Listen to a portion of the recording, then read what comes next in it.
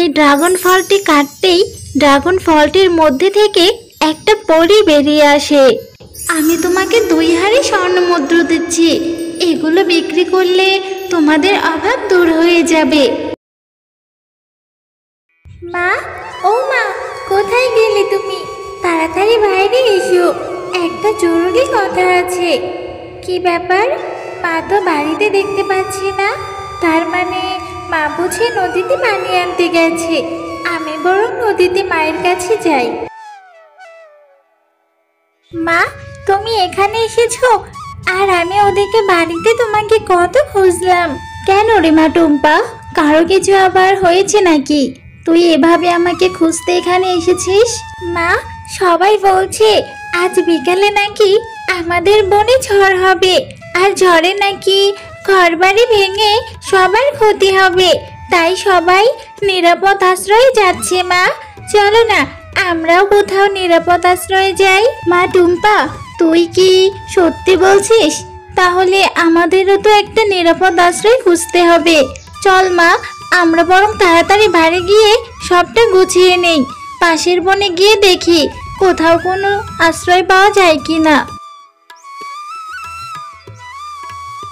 এরপর টুম্পা ও টুম্পার মা পাশের বনে আশ্রয় খোঁজার জন্য বেরিয়ে পড়ে। বাঘিনী ভাবি বাড়িতে আছেন? অনেক বিপদে পড়ে এই বনে আপনার কাছে এসেছি, একটু বাহিরে আসুন ভাবি।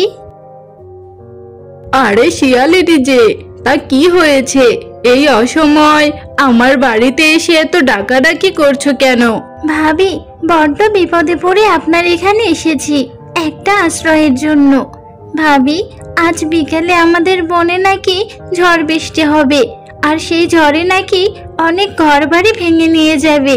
বাঘিনী ভাবি, আমাদের আশেপাশে তো কোনো আত্মীয় স্বজন নেই, তাই আপনার এই পাকা বাড়িতে যদি 2-3 দিনের জন্য আমাদের মা মেয়েকে একটু থাকতে দিতেন তাহলে খুব উপকার হতো ভাবি। আরে এই শিয়ালিনী, আমার বাড়িটা তোদের মতো ভিখারিদের জন্য আশ্রয় কেন্দ্র বানাইনি যে যখন তখন কেউ এসে থাকতে চাইবে আর তাকে আমার বাড়িতে থাকতে দিতে হবে। আর তাছাড়া তোদের মতো গরিবদের দেখেই তো আমার বমি পাচ্ছে। আমাকে আর ডিস্টার্ব করবি না, তোরা এখন আমার বাড়ি থেকে বেরিয়ে যা। বাঘিনীর এমন কথা শুনে টুম্পা ও টুম্পার মা সেখান থেকে চলে যায়। মা, বাঘিনী কাকিমা তো তার বাড়িতে আমাদের থাকতে দিল না, এখন আমরা কোথায় যাব? আর আমাদের বনে থাকলে তো আমরা ঝড়ের কারণে মরে যাব। মা, এইসব অলক্ষণে কথা বলতে নেই রে মা। সৃষ্টিকর্তা সাথে থাকলে আমাদের কিছুই হবে না। মা, চল এখন আমরা আমাদের বাড়িতেই ফিরে যাই। এরপর তারা মা মেয়ে তাদের বাড়িতে ফিরে যায়। আর সেদিন বিকাল থেকেই প্রচুর ঝড় বৃষ্টি শুরু হয়ে যায়। মা টুম্পা, দেখ ধীরে ধীরে বৃষ্টি পড়ছে। এমন বৃষ্টি পড়লে আমাদের ঘর ভেঙে যাবে না রে মা, আবার উড়েও যাবে না। তুমি ঠিক বলেছ মা, সৃষ্টিকর্তা সহায় থাকলে আমাদের কিছুই হবে না। মা টুম্পা, বৃষ্টি থেমে আকাশ পরিষ্কার হয়ে গেছে রে মা, তুই বাড়িতেই থাক।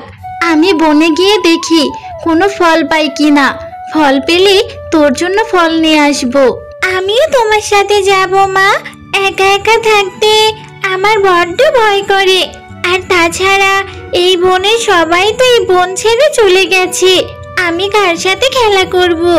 আমাকে বরং তুমি তোমার সাথে নিয়ে যাও মা।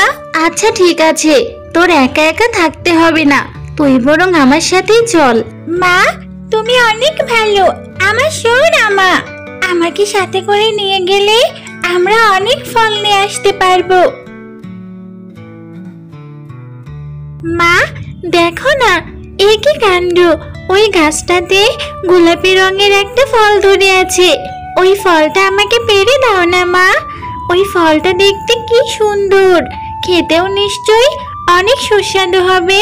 এ কি, লেবু গাছে ড্রাগন ফল ধরে আছে কেন? সৃষ্টিকর্তার কি ইচ্ছে! দেখ, এই ফলের নাম ড্রাগন রে মা। দাঁড়া, তোকে আমি এক্ষুনি ফলটা পেড়ে দিচ্ছি। মা, ড্রাগন ফলটা খেতে বুঝি ভারী মজা। মা, তুমি আর দেরি করো না, তাহলে গাছটি থেকে আমাকে ড্রাগন ফলটা এখনই পেড়ে দাও। এরপর শেফা সেই ড্রাগন ফলটি পেরে নেয়। মা, আমি এই ড্রাগন ফলটা খেতে থাকি আর তুমি কিছু ফল পেরে নিয়ে আসো, কেমন? এই ফলটা দেখে আমার খুব খেতে ইচ্ছে করছে। না জানি ফলটা কত সুস্বাদু হবে। এই ফলটা এখন খাওয়া যাবে না রে মা, বাড়িতে গিয়ে বটি দিয়ে এর খোসা ছাড়াতে হবে, তারপর খেতে পারবি, বুঝলি? আচ্ছা মা, ঠিক আছে, এই ফলটা তাহলে আমি বাড়িতে গিয়েই খাবো। ওর তারা মা মেয়ে কিছু ফল নিয়ে বাড়িতে চলে আসে। মা, এবার আমাকে ড্রাগন ফলটা কেটে দাও, আমি এই ফলটা খাবো। এরপর টুম্পার মা সেই ড্রাগন ফলটি কাটতেই ড্রাগন ফলটির মধ্যে থেকে একটা পরী বেরিয়ে আসে। এ কি মা, ড্রাগন ফলের ভেতর থেকে দেখছি কত সুন্দর একটা পরী বের হয়ে আসলো। এ কি পরী, তুমি এই ড্রাগন ফলের মধ্যে বন্দি হয়েছিলে কেন? আমি তোমাদের সবকিছু খুলে বলছি, শোনো তাহলে। প্রসূদের রাজ্য কত সুন্দর, আমি এর আগে এমন রাজ্য দেখিনি। আজ আমি এই পুরো রাজ্য ঘুরে দেখব, তারপর আমার রাজ্যে ফিরে যাব।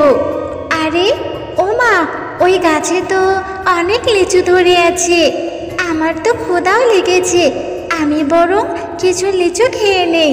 আরে বাহ, লিচুগুলো দেখতে যেমন সুন্দর, খেতেও ঠিক তেমনই সুস্বাদু। এরপর আমি লিচু খেয়ে বেঁচে ফেলার সময় এক তান্ত্রিক বাবার গায়ে পড়ে। এ কি, কার এত বড় সাহস আমার গায়ে ঢিল ছুঁড়ে আমার ধ্যানটা নষ্ট করে দিল? ও, এই পরী, তুই এই কাজ করেছিস, তোকে তো শাস্তি দিতেই হবে। না না তান্ত্রিক বাবা, আমি ইচ্ছে করে ফেলিনি, আমাকে কিছু করবেন না, আমাকে ছেড়ে দিন। এই পরী, তোর কারণে আমার ধ্যান নষ্ট হয়েছে, তাই তোকে আমি একটা লেবু গাছে ড্রাগন ফল বানিয়ে রাখবো। দয়া করুন তান্ত্রিক বাবা, আমি আর এমন ভুল করব না, আমি এখনই আমার পরিরাজ্যে ফিরে যাব, তবুও আমাকে বন্দি করবেন না। এরপর শয়তান তান্ত্রিক আমাকে ওই লেবু গাছে বন্দি করে সেখান থেকে চলে যায়। আর তুমি ফল কাটার কারণে আমি সেই ফল থেকে মুক্ত হতে পারলাম, তোমাকে অনেক ধন্যবাদ শিয়ালিনী। ও, এই ব্যাপার, এখন সবটা বুঝতে পারলাম। পরি, তুমি এখন তোমার রাজ্যে ফিরে যাও, নয়তো ওই তান্ত্রিক তোমাকে দেখলে আবার বন্দি করবে। শিয়ালিনী, তুমি অনেক ভালো, তুমি আমাকে সাহায্য করেছো, তাই আমি খুশি হয়ে আমি তোমাকে 2 হাড়ি স্বর্ণ মুদ্রা দিচ্ছি, এগুলো বিক্রি করলে তোমাদের অভাব দূর হয়ে যাবে। পরি, তোমাকেও অনেক ধন্যবাদ এই অভাবের সময় আমাদের সাহায্য করার জন্য। এরপর পরি তার পরিরাজ্যে ফিরে যায়। এরপর শেফা শিয়ালিনী সেই স্বর্ণমোহর বিক্রি করে বনের ধনী পশু হয়ে যায়, আর বেশ সুখে শান্তিতেই তাদের দিন কাটতে থাকে। হ্যালো বন্ধুরা, গল্পটি ভালো লেগে থাকলে চ্যানেলটি সাবস্ক্রাইব করে দিবেন এবং পাশে থাকা বেল আইকনে প্রেস করে আমার পাশেই থাকবেন। ধন্যবাদ।